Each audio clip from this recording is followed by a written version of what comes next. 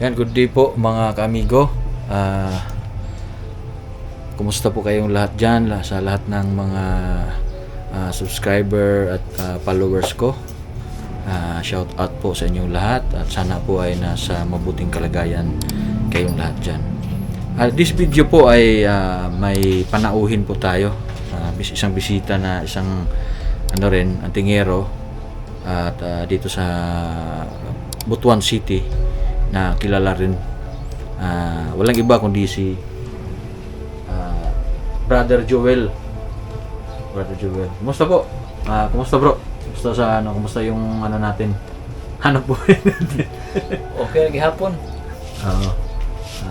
Yan, okay lang daw. So may mga ipapakita siya ngayon na mga gamit na, kasi marami din siyang mga gamit na mga kung saan kung anong mga gamit ito. Yan, ano yan bro? Yung mga hinahawakan mo ngayon bro?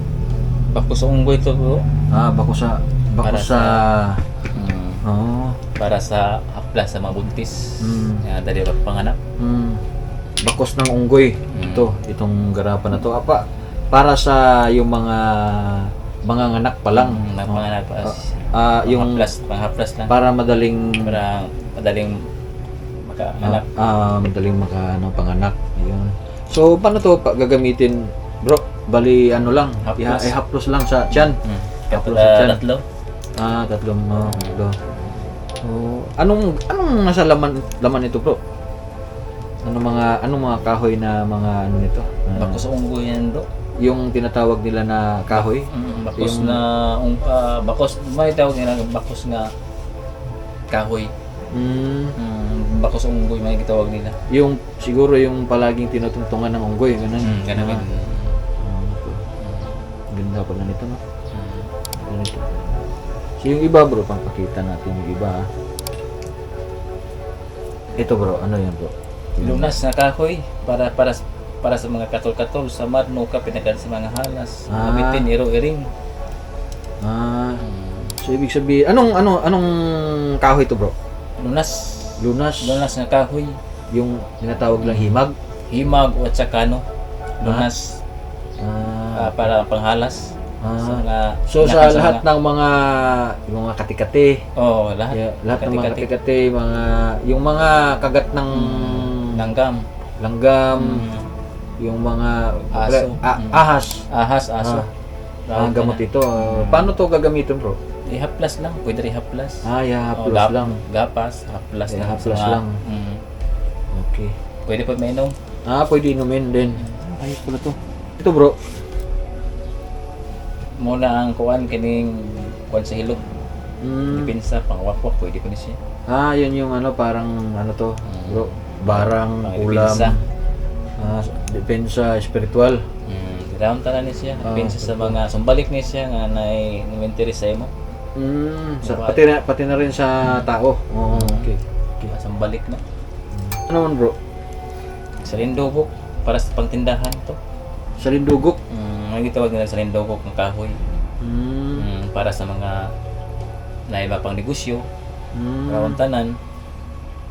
Mga didagko gagmay ka na. Pang negosyo to bro? Pang negosyo. Pahumot lang yung ilagay dyan. Yung lang, perfume. Perfume lang. Bali wala pa tong laman. Ikaw na lalagay ng perfume. Ikaw na rin nilagay ng perfume. So, ibig sabihin ito bro, pang din to, parang pang tawag nito, pang halina sa ating mga tindahan. Pang tindahan. Okay. Sa pag-ibig, sama na rin to? Wala pa. Wala pa. Sige lang kay basig. Kuha na ako makuha. Baka makakuha siya ng Ito bro, ano to bro? Ano to? Lala to sa sawa to bro. Yung talaga? Kanang Paano mo nakuha to bro? Kuhan man, kanang napakan basa manok ba nga nakuha man? Bali may manok na kinain ba? Na kumain, may isang sawa na kumain ng manok. Tapos napatay nyo yung tapos yung naman sa ginawa nyo yung lana. Ginawa nyo ganito. Paghaplas sa buntis yan lang. Round kuya po na tanan. Nuka. Gamot din to pala. Mm. Okay. Ayan. Pares, ito, bro. Ito may balisong na may bulak. Yung may ano siya, parang... Tagsara yun to. ano lang to, bihira lang to. Bihira lang to mga kamigo, yung ganito, yung balisong na... May buwak. May bulaklak. Talagsaw na. Ayos. Anong meron ka pa dyan, bro? Mga gamit natin. Itong ano, bro? Pares lang to, no? Himag din to na walang himag. Na walang laman ng lana. Walang oil. Walang. Walang oil to. Marami siyang mga dala, mga kamigo eh. Marami siyang... Kani ito, para sa bangko niya ito. Iba din to? Sa mga bugat-bugat. Iba din yun? Iba. May sibuko. May sibuko ito, may laman ng kaningang. Ito. Sa mga... Sa mga panuhot, mga sinisindahin, hangin round na ulcer na. Kato. So magkaiba pala ito, parehas to sa dalawa. Para saan to, bro? Sa mga sa mga samad nuka, mga wala. Pinakan sa mga iring ana. Lahat ng mga kate, tsaka yung mga kagat. Mga kagat. So ito namang isa para lang talaga sa mga lamig-lamig, sa mga ubo, panuhot. Yung mga lamig-lamig sa mga ulcer, yung mga sakit sa tiyan, ganyan. Pwede. Okay. Yan. Pangkulapo pwede na siya ilagay. Yung mga malurka. Malurka, kulapo at sa yung wine. Inumin to. Isa lang taklo. Isang takip lang. Yung wine, pwede yun, no? Pwede wine. Lagyan. Pwede pabukal kag tubig, water. Ilagay mo sa sa ipin, sakit sa ipin. Sa ngipin, wala to. Wala na siya. Okay. Sige. So, may iba ka pa dyan, bro? Baka may ano ka pa dyan. Mga gamit na pwede natin. Ito. Ayun, bro. Pangtindahan. Pampaswerte. Pampaswerte. Pangpanas yan. Ano to, bro? Kapinan, para sa bukas yan. Nilagay mo sa bigas.